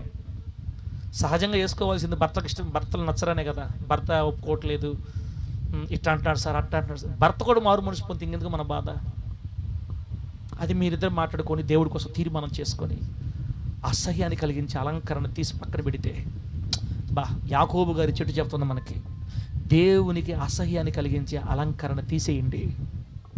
యాకోబు, అతని పిల్లలు, అతని భార్యలు అందరూ కలిసి వాళ్ళ చెవి పోగులను తీసి, ఆ విగ్రహాల బొమ్మలు తీసి చెట్టు కింద పెట్టి దాచిపెట్టేశారు. ఇప్పుడు పరిశుద్ధపరుచుకొని పవిత్రంగా ప్రభు సన్నిధికి పోతున్నారు. దేవుని బిడ్డ, ముత్తుకూరులో 2012 సంవత్సరంలో మన సేవ స్టార్ట్ చేసినప్పుడు ఇట్లాగే బోధించేవాడిని, చెప్పేవాడిని. బంగారం తీసి ఎట్టుకున్నారా? ఇగో దీవునకుందేడా, దీవునకుందేడా, ఆ దీవునకే సాక్ష్యం. బంగారం కానీ పెట్టుకున్న నరకానికి పోతారని నేను వాక్యం బోధిస్తుంటే, నా భయానికి చర్చికేమో మొత్తం తీసుకొచ్చేవాళ్ళు, మొత్తం చర్చికేమో. నేను వాళ్ళని చూస్తే ముత్తుకూరులో కల్లా మన చర్చి వాళ్ళే పరలోకం పోతారు అనిపించేది నాకు. అంత బాగా వచ్చేవాళ్ళు అన్నావు. తర్వాత వీళ్ళందరం కానీ బయట కానీ చూస్తే, ఏదైనా పెళ్ళిళ్ళకి పోయినప్పుడు కానీ చూస్తే, మన బిడ్డలకు ఉన్నంత అలంకరణ ఎవరుకుండేది కాదు. ఇక్కడ ముక్కులో 4, చెవులో 10 దండలు మొత్తం వేసుకెళ్ళిపోయేవాళ్ళు. ఎవరు ఏ పెట్టింది? ఇది న్యాయాధిపతి పెట్ట. ఓ అమ్మ ఇట్టుందేంది, అక్కడేమట్టు ఉంటారా? ఇక్కడ కొంతమంది నాకు చెప్పారు, అయ్యా మీ పెట్టలో మొత్తం తెలుసుకొని అయ్యా అంటే. అప్పుడు నాకు అర్థం ఏంటంటే, దేవుడు భయం లేదు, వాళ్ళకి ఎవరు భయం ఉంది? ఇశ్రాయేల్ పాస్టర్ భయం ఉంది. అప్పుడు నేను చెప్పడం మానేసిన, నా భయం కాదు కావాల్సింది, దేవుని భయం కావాలి. బిడ్డలారా, చిన్నపిల్లల వాళ్ళకి ఇష్టం ఉందా? నేను చెప్తానేనండి, హదస్సాకి హవీలాకి చిన్నప్పటి నుంచి, పసిబిడ్డలుగా ఉన్నప్పటి కాడి నుంచి వాళ్ళు 8వ క్లాస్ వచ్చిన దాకా నేను నేను ఆ మైండ్లోనే ఉన్నా. ఏ మైండ్లో? మన పిల్లల్ని, నా పిల్లల్ని అసలు అలంకరణ అంటకుండా పెంచాలా అనే తీర్మానంతోనే చేసాము. తర్వాత రోజుల్లో నాకేమనిపించిందంటే, ఈరోజు సరే నేను కంట్రోల్ చేస్తా, ఈ రోజు నేను ఖచ్చితంగా నా బిడ్డలని పెళ్ళి అయిందా కంట్రోల్ చేస్తా. పెళ్ళి అయిన తర్వాత పెళ్లి చేసుకున్నాడు, నువ్వు కానీ ఇప్పుడు దండగానే వేసుకోకపోతే మీ నాయనల దగ్గర పోనాడు అనుకో, అప్పుడు నా కూతురు ఏమంటుంది, డాడీ సార్ అంటే అట్లా అల్లుళ్ళు అంటారా? అంటారమ్మా, మీకు తెలియదు ఏముంది అంటారు. ఎక్కడ దాకో ఎందుకు నేను చెప్తానండి. చెల్లి ఉంది, సంతోషమ్మ ఉంది. సంతోషమ్మని అట్లాగే పెంచాడు నాన్న. మేమందరూ పెరిగాం కదా. సంతోషమ్మ కూడా ఏమీ కుట్టించకుండా జాగ్రత్త చేసి పెంచారు. పెళ్లి దగ్గరికి వచ్చేసరికి వాళ్ళు ఏమంటారంటే, అసలు అమ్మాయికి అలంకరణ చేయకుండా పెళ్లి కూతురు ఎట్ట అవుతుంది, ఏంటి మీరు చేసే మాటలు, మీ రూల్స్ మాకు అమ్మాయిని మాకు ఇస్తున్నారు, మా మాట మీరు వినాల్సిందే. అక్కడ కొంత గొడవ డాడీకి వాళ్ళకి, లాస్ట్కి వాళ్ళకి కేకలే గెలిచాయి ఆమె నన్ను గట్టిగా. ఇంకా గెలుస్తాయి. ఆడపిల్ల తండ్రి అన్నప్పుడు తిమోతన్నా నువ్వు నేను మర్యాదగాడా, సరే కానివ్వండి వాళ్ళ కేకలే గెలిచాయి. ఇంకా సంతోషం మన పెళ్ళికి రెడీ చేసి బయటికి తీసుకొని వచ్చారు. నేను చూసి కింద పడిపోయినా. ఏమేమి వేసారు, అట్ట చేశారు, అటు చేశారు, ఆ దండలు వేసారు, ఈ దండలు వేసారు, ముక్కులు తగిలిచ్చారు. మొత్తాన్ని చూస్తే మా చెల్లిలా కాదా, మనకిష్టం లేదు, సంతోషమ్మకి ఇష్టం లేదు. వాళ్ళు చెప్పారు. ఒకవేళ వాళ్ళు కూడా అటువంటి కుటుంబమే అయితే, మన సమర్పణ కుటుంబం అయితే సంతోషం. కానీ ఒకవేళ అట్లా కాకపోతే బిడ్డలారా, సరే అది వాళ్ళు పక్కన పెట్టండి. మన పిల్లలకు లోపల కొంచెం కొన్ని కోరికలు ఉంటాయి. కాలేజీల్లో చూస్తూ ఉంటారు, వాళ్ళు చేస్తున్నారు, వీళ్ళు చేస్తున్నారు, వీళ్ళ కూడా వేసుకోవాలి. మా అమ్మ మా డాడీ భయంకర సైతాన్, కొడతాడు నాయన ఓయమ్మ డాడీ భయంతో. రేపు ఉద్యోగం వస్తుంది, రేపు ఉద్యోగం వచ్చిన తర్వాత వాళ్ళు సంపాదిస్తారు, అప్పుడు డాడీకి భయపడతారమ్మా, పోరా రేపో అని వాళ్ళు బయటికి వెళ్ళిపోతారు కదా. ఈ కోరిక అంతా ఆడ తీర్చుకుంటారు. ఒకప్పుడు మనం వేసుకున్నాం, దేవుడు మనతో మాట్లాడిన తర్వాత ఇది మనకు అవసరం లేదనిపించింది, తీసేసాం దేవుడి కోసం. అట్లాగే మన పిల్లలు కూడా వయసుకు వచ్చిన తర్వాత వాళ్ళకి దాని మీద విరక్తి కలిగినప్పుడు, ప్రభు వాళ్ళతో మాట్లాడినప్పుడు వాళ్ళు హృదయపూర్వకంగా ఇష్టపూర్వకంగా తీసేస్తే అది జీవితాంతం ఉంటుంది. మన పట్టింపుల ద్వారా, మన కట్టుబాట్ల ద్వారా కొంతవరకే చేయగలుగుతాం, కానీ వాళ్ళ మనసును మన కట్టుబాట్లతో మార్చలేమని అర్థమైన తర్వాత నేనే వెళ్ళి మళ్ళీ వాళ్ళకి చెవులు గుట్టించిన. ఇది కొంతమందికి నచ్చదు, అది పడ్డ వాళ్ళకి మాత్రం అర్థం అవుద్ది. మీ ముఖాలు ఇక్కడ నేను చూడలేను, దేవుడు మిమ్మల్ని దీవించును గాక. గట్టిగా చెప్పండి హల్లెలూయా. అట్టని నేను సవర్ వాళ్ళకి ఏం వేయడం లేదు, సింపుల్గా ఉండాలి మీరని చెప్పి అంతవరకే. బిడ్డలారా, అలంకరణ పూర్తిగా వేసుకోకూడదని నేను చెప్పట్లేదు. దేవుడు మనల్ని చూసినప్పుడు ఆయన అసహ్యం ఉండకూడదు. మన అలంకరణ చూస్తే ముక్కు బేసర్లు మనకు అవసరం లేదు. అమ్మమ్మ వేసుకోవాలి ఏమనుకోబాకండి, ఎవరన్నా ఉంటే ఏమనుకోబాకండి, అవసరం లేదు మనకి. మన ప్రభుని నమ్ముకున్నాం, చెవులు వేసుకోవాలనుకున్నావా చిన్నవి పెట్టుకో. నీ ఆశ చచ్చిపోలేదు కాబట్టి, ఇంకా బతికే ఉంది కాబట్టి, ఆశ చచ్చిపోయిందాక అవి పెట్టుకో. మళ్ళీ ఇది పెట్టి అది పెట్టి అంత గందరగోళం చేసి ఎందుకు వచ్చిన బాధలు. భర్త మారాడు, నువ్వు మారి, నిదానంగా మారిపోయి దేవుళ్ళకి రావటం పోయి ఇంకా ప్రభువు మనల్ని చూసినప్పుడు అసహ్యం కలిగించే పిచుల వృక్షం చెప్తుంది, దేవునికి అసహ్యతను కలిగించే అన్య సంబంధమైన అలంకరణ. మస్తకి వృక్షం, అవును మస్తకి వృక్షం, యాకోబు గారి చెట్టు. అలంకరణ అంటే ఒక్క వెండి బంగారాలు కాదమ్మా, బట్టలు కూడా అలంకరణ అంటే బట్టలు కూడా. దేవుడు మనం చూస్తే మంచి బట్టలు ఉండాలా, తేడా బట్టలు వేసుకొని ఇంకెందుకులే, మీకు తెలియదు ఏముంది, మనందరూ తెలిసినాయి కదా, అన్నీ తెలిసినయే, ఫస్ట్ నుంచినేయే. యాకోబు గారి చెట్టు నేర్పిస్తుంది, ప్రభువు నిన్ను చూసినప్పుడు ఇష్టము కలిగేటట్టుగా ఉండాలి. ఆయనకి, దేవుని నామానికి మహిమ కలుగును గాక. గట్టి చెప్పండి హల్లెలూయా. తగు మాత్రం అనండి, అందరూ అనండి. ఎట్లా తగు మాత్రపు వస్త్రములు. కృప దేవుడు మన అందరికి అనుగ్రహించి అర్థం చేసుకునే కృపని ప్రభు మన అందరికీ ప్రసాదించును గాక. ఎన్ని చెట్లయినాయి? 4 చెట్లయినాయి. అబ్రహాం గారి చెట్లు 2, యాకోబు గారి చెట్టు. ఇంకో చెట్టు రాజుల మొదటి గ్రంథం 19వ అధ్యాయం 4వ వచనం. ఎన్ని నిమిషాలు అయిందమ్మా? ఓకే, రాజుల మొదటి గ్రంథం 19వ అధ్యాయం. ఎపఫ్రా చెట్టు ఉంటే చెప్పంటావా? రాజుల మొదటి గ్రంథం 19వ అధ్యాయం 4వ వచనం. రాజుల మొదటి గ్రంథం 19:4లో నేను చదువుతున్నాను. తాను ఒక దిన ప్రయాణం అరణ్యములోనికి పోయి ఈ యొక్క బదరీ వృక్షము కింద కూర్చుండి మరణాపేక్ష గలవాడై, యెహోవా నా పితరుల కంటే నేను ఎక్కువ వాడను కాను, ఇంత మట్టుకు చాలును, నా ప్రాణము తీసుకునిమని ప్రార్థన చేశాడు దైవజనుడైన. ఇది బిడ్డలారా ఎవరి గురించి రాయబడిందంటే ప్రవక్త అయిన ఏలియా చెట్టు, ఏలియా గారి చెట్టు. ఏ చెట్టు ఇది? బదరీ వృక్షం. అనండి బొబ్బులికమా? బదరీ వృక్షం. బదరీ వృక్షం అంటే ఏదో అనుకునేరు. బ్రూమ్ ట్రీ అంటారు ఇంగ్లీష్లో. చీపురు చెట్టు, చీపురు పుల్లలో. నువ్వు చూసి వస్తారని బాకండి, నాకు తెలియదు. నేను వెతికితే బదరీ వృక్షం అనేది వెతికితే చీపురు చెట్టు అని ఉంది. కానీ ఇది ఎలా ఉంది తెలిసి పెట్టారా? కొంచెం కాదు, బాగా గుంపుగా, ఇది కూడా గుబురుగా ఉంది. కింద నీడ ఉంది. ఆ నీడ కింద కూర్చున్నాడు ఏలియా గారు. ఒక దిన ప్రయాణం అంతా అరణ్యంలో నడిచి వెళ్ళిపోయేసి, ఎందువల్ల పోయాడు చెప్పండి? ఎందువల్ల పోయాడు ఆయన దూరం? ఆయన ఎవరికి భయపడి? ఆహాబు భార్య అయిన యెజెబెల్ రాణికి భయపడి. యెజెబెల్ రాణి రేపు ఈ వేళకి నేను చంపకపోతే సవాల్, బస్తీమే సవాల్ అని చెప్పింది. ఓ నాయన, ఈ మనిషి ఎక్కడ చంపేస్తుందోనని 850 మంది ప్రవక్తలను చంపినవాడు ఆకాశం నుండి అగ్నిని కురిపించి కట్టెల మీద నీళ్ల మీద ఉన్న మాంసాన్ని దహింపజేసిన వాడు, నేనే దైవజనుడని అయితే ఆకాశం అగ్ని దిగొచ్చి నిన్ను 50 మందిని 50 మందికి పాటు 102 మందిని బూడిద చేసిన ఈ వ్యక్తి యెజెబెల్ రాణికి భయపడిపోయి పారిపోయి ఒక చెట్టు కింద కూర్చొని, బదరీ వృక్షం కింద కూర్చొని, చీపురు పుల్లల చెట్టు కింద కూర్చొని, ప్రభువా, నా పితరుల కంటే నేను ఎక్కువని కాదు ప్రభువా, ఒక ఆడ మనిషి సావడం కంటే నీ చేతిలో చావడం నాకు మేలు. నా పితరుల కంటే నేను ఎక్కువని కాదు, నా ప్రాణం తీసుకో అని ప్రార్థన చేస్తా నీరసిపోయి ఏడు చేసి నిద్రపోయాడు. ఇంత మటుకు చాలు ప్రభువా, తీసుకో నా ప్రాణం, తీసుకొని. బిడ్డలారా, ఏలియా గారి చెట్టు, చీపురు చెట్టు మనకేం నేర్పిస్తుందంటే, ఎటువంటి కృంగుదలనైనా, ఎటువంటి నిరాశలనైనా, ఎటువంటి ఆవేదనలైనా, ఎటువంటి శ్రమలనైనా, ప్రాణము పోవునంతటి మహాభయంకరమైన శ్రమలైనా నిశ్చయంగా దేవుడు తొలగిస్తాడు అని మనకు ధైర్యం ఇచ్చే చెట్టు బదరీ వృక్షం, చీపురు చెట్టు. తర్వాత ఏం జరిగింది చెప్పండి? ఆయన పడుకుని నిద్రపోతున్నప్పుడు దేవదూత పంపబడ్డాడు అతని దగ్గరికి. దేవదూత వచ్చాడు. ఏలియా పైకి లేచాడు. లేగానే అదిగో అని చెప్పగానే చూశాడు. తల దగ్గర నిప్పుల మీద కాల్చబడిన అప్పము, నీళ్ల బుడ్డి ఉందంట. అంటే ఈ అప్పాన్ని, నీళ్ల బుడ్డిని ఎక్కడి నుంచి తీసుకొచ్చాడు దేవదూత? చెప్పాలి నాకు త్వరగా. ఎక్కడి నుంచి తీసుకొని వచ్చాడు? తాటాకుల దీనిలో నుంచా? ఎక్కడి నుంచి? నేను కళ్ళు మూసుకొని మాట్లాడుతుండేసరికి చాలామంది హ్యాపీగా కళ్ళు మూసుకుంటున్నారు. నువ్వు కళ్ళు మూసుకొని చెప్పినప్పుడు లేనిది మేము కళ్ళు మూసుకుంటే ఏముంది? మందవేనా?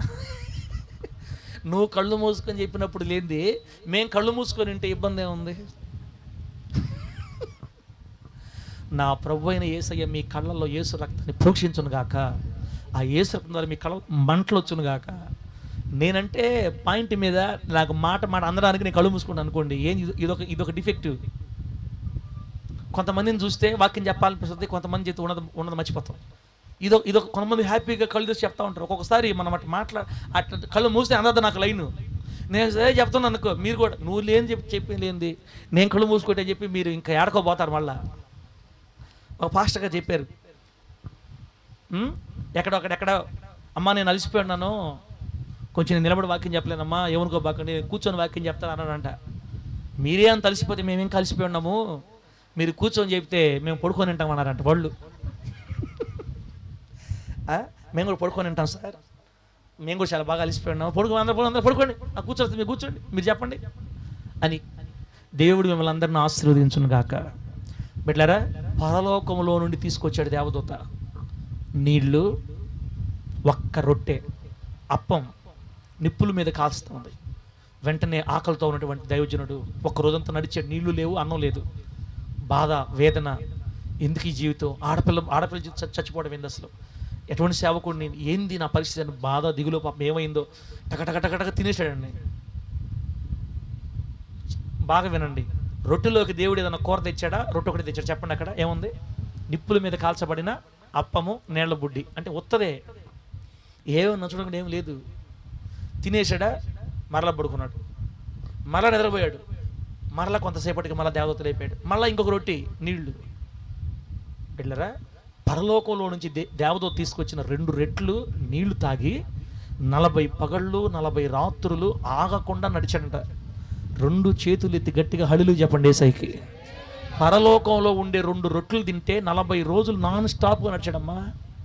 అది పరలోకం యొక్క ఆహారం యొక్క శక్తి. అదే భూమి మీద ఆహారంగా తింటే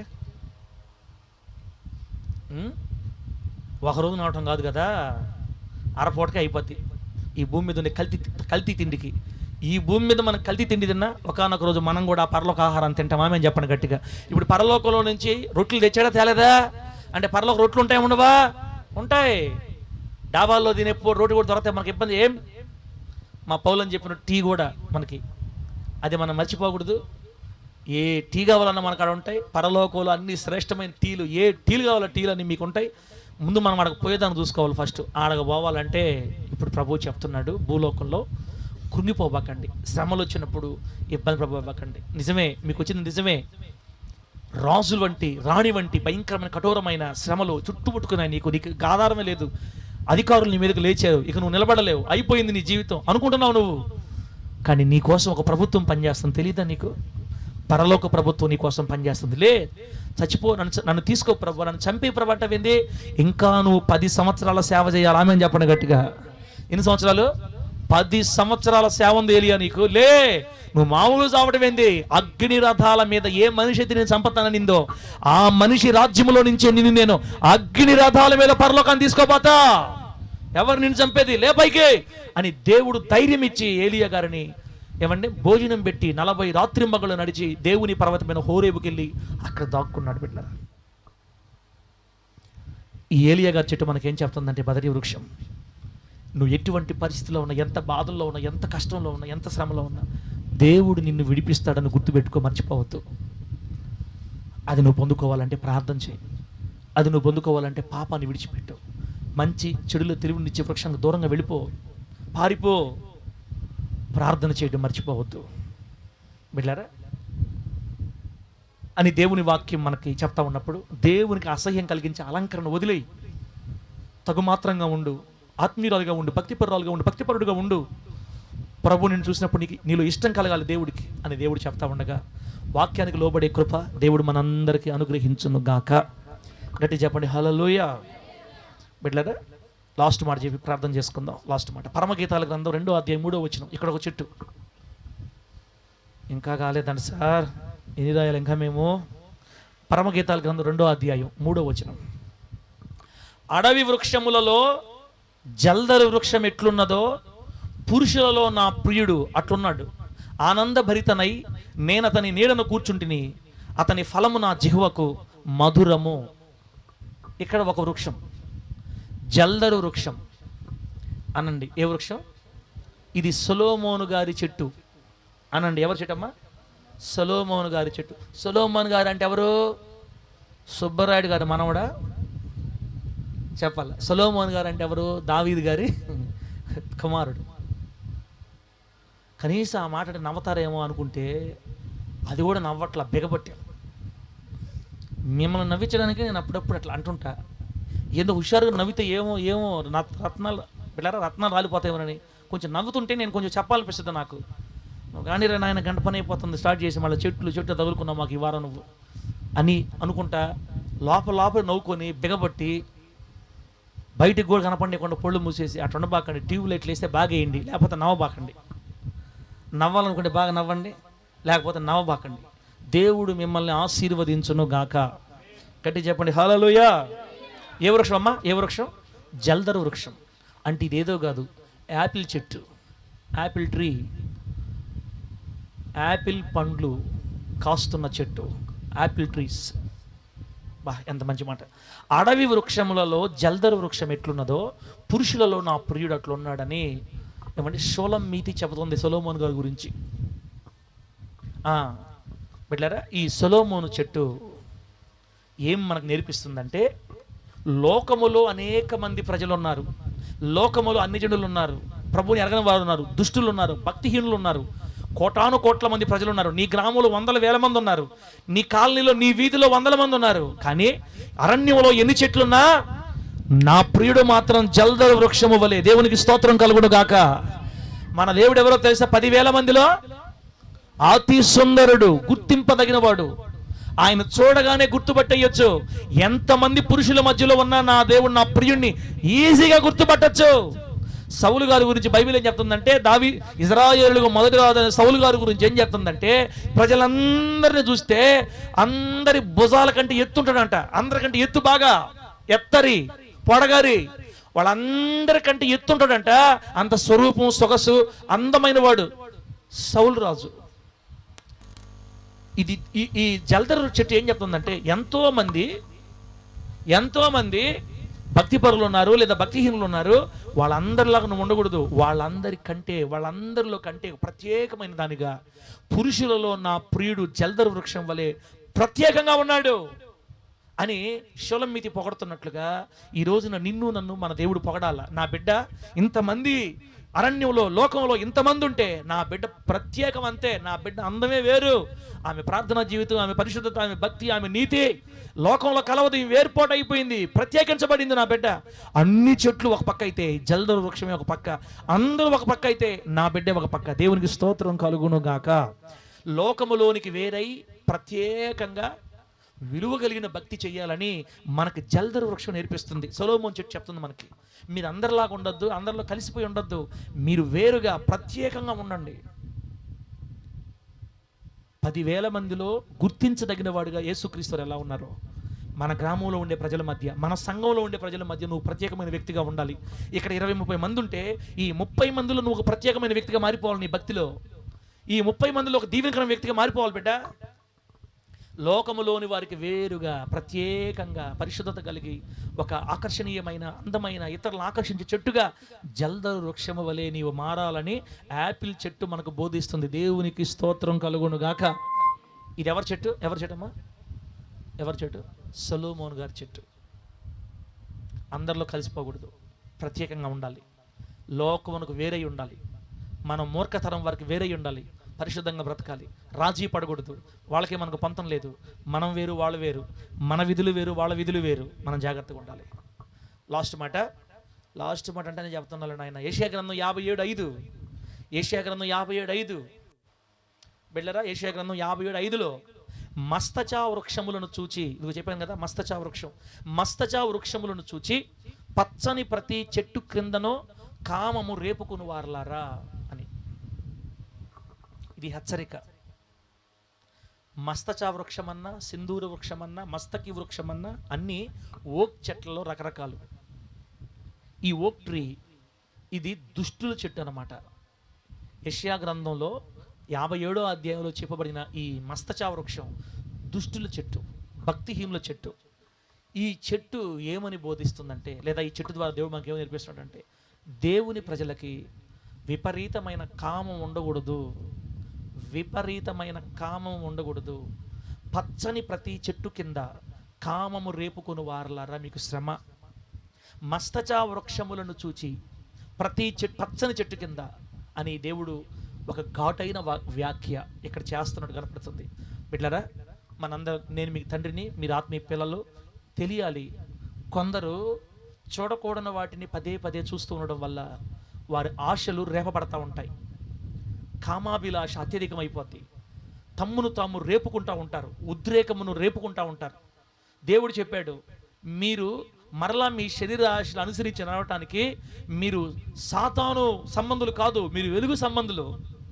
చావునకు లోనైన ఈ శరీరం ముందు పాపం ఏలుబడి చేయకుండానట్లుగా మీరు దురాశలను విసర్జించండి, శరీరాశలను విసర్జించండి అని మనకు దేవుని వాక్యం చెప్పింది.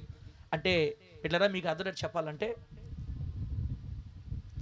పరసంబంధమైన, పరిశుద్ధ సంబంధమైన ఆలోచనలు రానివ్వకుండా శరీర సంబంధమైన ఆలోచనలు కలగడానికి మీకు ఏవేవైతే కారణం అవుతున్నాయో వాటన్నిటికీ మనం దూరంగా వెళ్ళిపోవాలి. అన్ని జనులు ఒక 2-3 కూడుకుంటే ఆ మనిషి గురించి వాడి గురించే మాట్లాడుకుంటారు. యవనస్తులు, స్త్రీలు కానీ పురుషులు కానీ యవనస్తులు కానీ ఒక దగ్గర కూడుకుంటే ఆడపిల్లలు అయితే మగపిల్లల గురించి, మగపిల్లలు ఆడపిల్ల గురించి మాట్లాడుకుంటూ ఉంటారు. దేవుని బిడ్డలు అటువంటి మాటలు మాట్లాడే వారికి దూరంగా, ఫోన్లో మనం ఏవి చూస్తే మన మనస్సు ఏమండి అపవిత్రం అవుతుందో వాటికి దూరంగా, ఏ విషయాల్లో నిన్ను ఆ మోహం వైపుకి, కామం వైపుకి లాగుతున్నాయో వాటికి నువ్వు దూరంగా ఉండమని ఇదిగో ఈ మస్తచా వృక్షం, దేవుడు బైబిల్లో రాయించిన ఈ మస్తచా వృక్షం నేర్పిస్తుంది మనకి. నీకు తెలుసు నీ మనస్సాక్షి ఎట్లాంటిదో, నాకు తెలుసు నా మనస్సాక్షి ఎట్లాంటిదో. పేరుకి దేవుని బిడ్డలుగా మనం దేవుని బిడ్డలు కొనసాగుతున్నాం బిడ్డ. చాలాసార్లు ఒక అన్యజనుడి కంటే ఘోరంగా ప్రవర్తిస్తున్నాం, ఒక అన్యజనుల కంటే ఘోరంగా ఆలోచిస్తున్నాం. శరీరం తప్పులేదు, శరీరం తన పని తను చేస్తుంటుంది. మనం ఆత్మీయులమై చాలా జాగ్రత్త పడకపోతే, ఎక్కడెక్కడ మన జీవితాన్ని, మన శరీరాన్ని దెబ్బతీస్తుందో, ఆ కోరికలు రేపుతుందో వాటికి మనం దూరంగా వెళ్ళకపోతే పొరపాటును నిలబడే ప్రసక్తే ఉండదు. ప్రభువు నామానికి మహిమ కలుగును గాక.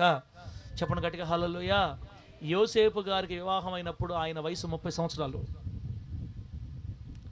యోసేపు గారికి వివాహమైనప్పుడు ఆయనకు 30 సంవత్సరాలు. 30 సంవత్సరాల వరకు ఆయన మీద ఏ నేరం లేదు, ఏ నింద లేదు, ఏ స్త్రీ వైపు ఆయన కన్నెత్తి చూడలేదు. కారణం ఆయన పురుషుడు కాదని కాదు, ఆయన చేసుకున్న తీర్మానం.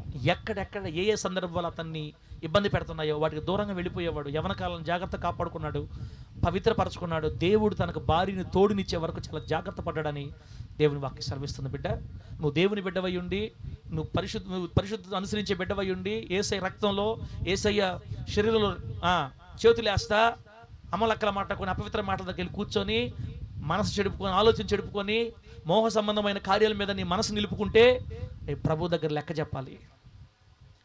మస్తచ వృక్షము నేర్పిస్తుంది మనకి జాగ్రత్తగా ఉండమని. పవిత్రమైన ప్రవర్తన కలిగి యేసయ్య కొరకు నమ్మకంగా జాగ్రత్తగా సాగిపోదుము గాక. గట్టి చెప్పండి హల్లెలూయా. బిడ్డలారా, కరెక్ట్ గంట అయింది వాక్యం స్టార్ట్ చేసి.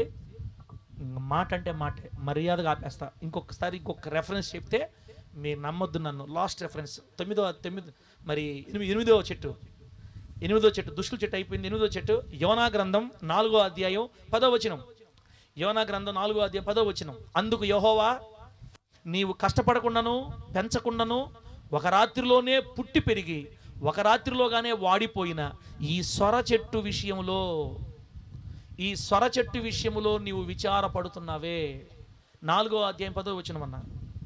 యోనా గ్రంథం 4వ అధ్యాయం 10వ వచనంలో ఏ చెట్టు అంటమ్మా? ఏ చెట్టు?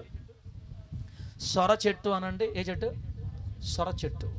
ఇది యోనా గారి చెట్టు, యోనా చెట్టు. ఈ యోనా చెట్టు సంగతి ఏంటంటే, నినివే పట్టణాన్ని దేవుడు దుర్గతి పాలు చేస్తానన్నాడు, కాల్చేస్తానన్నాడు.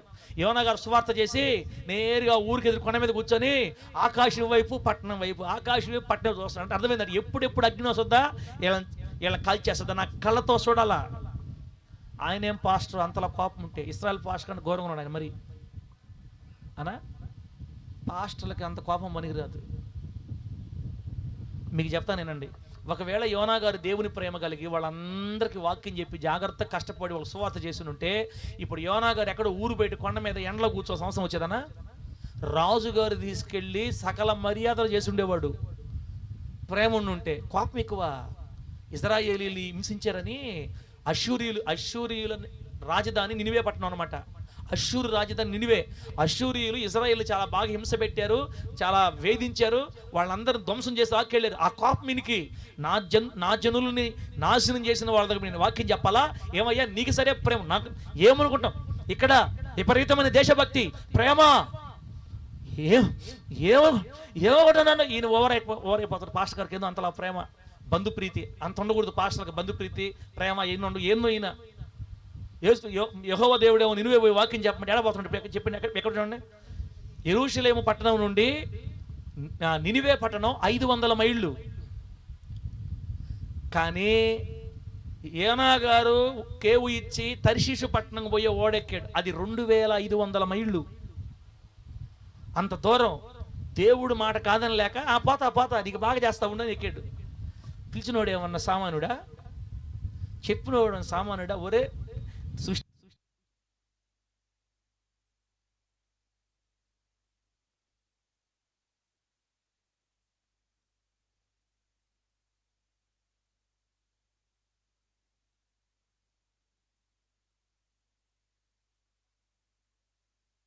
దేవుని నామానికి మహిమ కలుగును గాక. లైన్లోకి వచ్చింది మళ్ళా. నేను సృష్టించిన నీకే అంత తెలివి ఉంటే నువ్వు తర్షీషుకు పోతావా? ఏ మత్యమా అన్నాడు ఒకటే. ఎస్ సార్ ఉన్నాను సార్. ఏడే ఉన్నా, రెడీగా ఉన్నా. ఏం సార్ చెప్పండి సార్. అయ్యగారు, నా దేవా, నా తండ్రి, చెప్పు పనేంది? పలానా దగ్గరికి వెళ్ళు, సముద్రంలో పడేస్తారు ఒకడిని, జాగ్రత్తగా మింగి. కొరికేమంటావు ప్రభు? కొరకూడదు. 3 రోజుల ఉపవాసం. సరే ప్రభువా ఏం చేయాలి? 3 రోజులు నువ్వు ఉత్తరాన్ని ప్రయాణం చేసి గట్టు తగిలినప్పుడు ఊసేయంతే. అలాగే ప్రభువా 3 రోజులు ఉపవాసం. నువ్వు చెప్తే నేను మిగతానా? ఎవడో మహానుభావుడు అనుకుంటా నేరుగా అడగబోయి ధమాన పడ్డాడు. ఎవరు యోనా గారు తప్పించుకోబోదామని ఆయన కోపంతో పోతుంటే సముద్రం మీద తుఫాను పెట్టి ఓడ బద్దలైపోయి గది తీసుకొని వచ్చి చీటీలు వేస్తే యోనా పేరు వచ్చింది. ఈ తుఫాను నా వల్లే వచ్చింది, ఇది యెహోవా దేవుడు చేసిన పని, నాకు ఆయన చెప్పిన పని చేయకుండా నేను తప్పించుకోబోతున్నాను. ఒరే నాయన నువ్వు పోయేవాడు మా దాంట్లో ఇంటికి తిడుతున్నా అంతా. మీరెన్ని చేసినా ఈ తుఫాను ఆగనే, మీరు బాగుండాలంటే నన్నైతే సముద్రంలో వేయాల. వాళ్ళు పాపం వాళ్ళు సముద్రం లేకుండా చాలా ప్రయత్నం చేశారంట, వాళ్ళ వల్ల కాల. లాస్ట్కి ప్రార్థన చేసుకొని ప్రభు యెహోవా దేవా నువ్వు ఎవరు దేవుడు అంటున్నాయన, మా మీద ఈ నేరం లేకుండా అమాయకుడు నిశ్చేస్తున్నాడు ఆయన.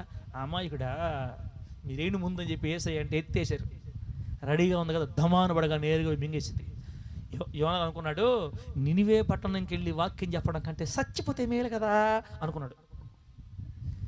నువ్వు చచ్చేది అని మొత్తం కళ్ళు తెరిచి నీళ్ళు గుటక మింగేద్దామని కళ్ళు తెరిచి చూస్తే నీళ్ళు లేవు. చూస్తే అంత చీకటి, ఏం జరిగింది ఏం అర్థం కాల. అప్పుడు ఓగతా పోతున్నాడు దాంట్లో పడా మీద దూగినట్టు. కొంతకాలానికి అర్థమైంది ఎన్ని చూస్తే ఏనేందో జిలగల బలగలగా చేప కడుపులు ఎట్లుంటుందమ్మా, సెంటు వాసన చూడదే. ముక్కు పగిలిపోయింది 3 రోజులకి, దెబ్బకి నశాలం గండింది. ఆడ మోకాళ్ళ నుంచి ప్రార్థన చేస్తున్నాడు, ప్రభువా నీతో పెట్టుకొని గెలిచేవాడే లేడు, నువ్వు చెప్పిన పని చేస్తేనే దిక్కు, లేకపోతే నువ్వు వదిలే దేవుడు కాదు నాయన, నన్ను క్షమించు తండ్రి ప్రార్థన చేస్తే 3 రోజులు కక్కేసింది. మర్యాదగా వాక్యం చెప్పడానికి బొమ్మన్నాడు దేవుడు. మరలా 3 రోజులు బొమ్మంటే ఎన్ని రోజులు పోయాడా? 3 రోజులు బొమ్మన్నాడు దేవుడు ఒక్కరోజే. 3 రోజులు పోయి వాక్యం చెప్పుంటే రాజుగారు ఇంట్లో తీసుకు సకల మర్యాదలు చేసి ఉండేవాడు, కాళ్ళు కింద కంటకుండా. మనోడు కోపం, నువ్వు జాగ్రత్త, నువ్వు కాల్చాలి నేను చూడాలా. వీడికి ఇట్లా కాదని చెప్పి దేవుడు ఒక సొర చెట్టు ములిపించాడంట. దేవుని స్తోత్రం కలుగును గాక. ఒక రాత్రి పుట్టింది, పొద్దున లేసేకల్ అలుకోపోయింది, బాగా నీడ వచ్చేసింది. ఆ మధ్యాహ్నం ఎండకు చూసేలేకి నీడ పడుతుంది. అబ్బా ఎంత ప్రేమగల దేవుడు నాకు ఒక సొర చెట్టు పుట్టించాడు నాయన, ఇప్పుడు చూడాలా. అగ్ని రా, అగ్ని దిగు, అగ్ని అంటున్నాడు. తర్వాత 1 గంట 2 గంటలకు ఏమైందంటే పురుగు పోయి సొర చెట్టుని కుట్టేసింది. అప్పటికప్పటికే ఎండిపోయిందండి. కరెక్ట్గా 2:30 3 గంటల భయంకర ఎండ కొడుతుంది. అప్పుడు యోనా గారికి ఏం జరిగిందంటే దేవుడి మీద కోపమో ఏమో తెలియదు కానీ సొర చెట్టుని తిట్టడం స్టార్ట్ చేస్తాడు. సైతాన్ ఎవరు రమ్మడా నేను ఎందుకు అంటే మెంటలు చూడండి, టార్చర్ అనమాట. ఇతని కోపం అసలు ఆ పట్టణం అంటే ఆ కోపాన్ని ఏళ్ళ మీద కోపం. సొర చెట్టు మీద కోపడుతున్నాడు, ఇప్పుడు మనిషి మీద కోపపడదు. సొర అని కోపడుతుంటే యెహోవా దేవుడు అంటున్నాడు, యోనా నువ్వు కష్టపడకుండా, నువ్వు పెంచకుండా, 1 రాత్రిలోనే పుట్టి పెరిగి 1 రాత్రిలోనే వాడిపోయిన ఈ సొర చెట్టు గురించి నువ్వు ఎంత బాధపడుతున్నావే. కుడి ఎడమలు ఎరుగని వారు 1,20,000 మంది పట్టణంలో ఉన్నారు. వాళ్ళ గురించి నాకు బాధ ఉండదా? నాకు తెలుసయ్యా, అప్పుడు కూడా నాకు తెలుసయ్యా నీ ప్రేమ సంగతి, నేను అందుకే రాంది అంటాడు. అందుకే తర్వాత దేవుడు యోనా గారు వాడుకోలేకనా ఎడత లాస్ట్ నువ్వు అని చెప్పేశాడు. నీ కోపం తగ్గేది లేదు, నేను నిన్ను వాడుకుని పో, నీ బాధ నువ్వు పడిపో అని. బిడ్డలారా సొర చెట్టు మనకేం చెప్తుందంటే దేవుని మీద కానీ మనుషుల మీద కానీ ఎప్పుడు మనం సణుక్కోకూడదు, గొణుక్కోకూడదు, అసహనానికి లోను కాకూడదు అని చెప్తుందన్నమాట. నీ కళ్ళ ముందే నీ పొరుగు వాళ్ళు ఇల్లు కట్టుకుంటారనుకో, సనగబాకు, అసూయ పడబాకు. అసహనంలో నాకు దేవుడు ఇంకా చేయలేదేంది, అసహనం పడబాకు, అసహనం లోను కావద్దు. నీ పిల్లలు ఫెయిల్ అయ్యారు, అవతల వాళ్ళ పిల్లలు పాస్ అయ్యారు, అసహనానికి గురి కావద్దు. నీకన్నీ తక్కువ ఉన్నాయి, వాళ్ళకన్నా ఎక్కువ ఉన్నాయి, అసహనం గురి కావద్దు. అసూయ, అసహనం, కక్ష, ద్వేషం ఇవి సేవకులకు కానీ క్రైస్తవులకు కానీ పనికి రావని చెప్తున్నాడు దేవుడు. దేవునికి స్తోత్రం కలుగును గాక. చెప్పండి గట్టిగా హల్లెలూయా. సొర చెట్టు నేర్పిస్తున్న పాఠం ఏంటంటే దేవుని ప్రియులకి, దేవుని ప్రజలకి, దేవుని పిల్లలకి అసహనం, అసూయ, ద్వేషబుద్ధి, పగ, కక్ష కుదరదు. అలా ఉంటే నువ్వే దెబ్బతింటావు. అలా ఉంటే ఆ యోనా గారిలాగా నువ్వే దెబ్బతిని అన్నం లేకుండా, నీళ్ళు లేకుండా, కూడు లేకుండా ఆ ఎండలో బిక్కుమని ఏమంత బాధ అని కదా. ఊర్లోకి పోతే రాజుగారు ఎంతో బాగా చూసుకుంటాడే, ఏమంత బాధ. కుళ్ళు కుట్ర పెట్టుకున్నావా ఇంకంతే, ఆమె నాడికి ప్రభు చెప్తున్నాడు సొర చెట్టు ద్వారా. సొర చెట్టు దేవుని మీద కానీ మనుషులు సనగొద్దని, గొనగొద్దని, అసూయపడొద్దని చెప్తుంది.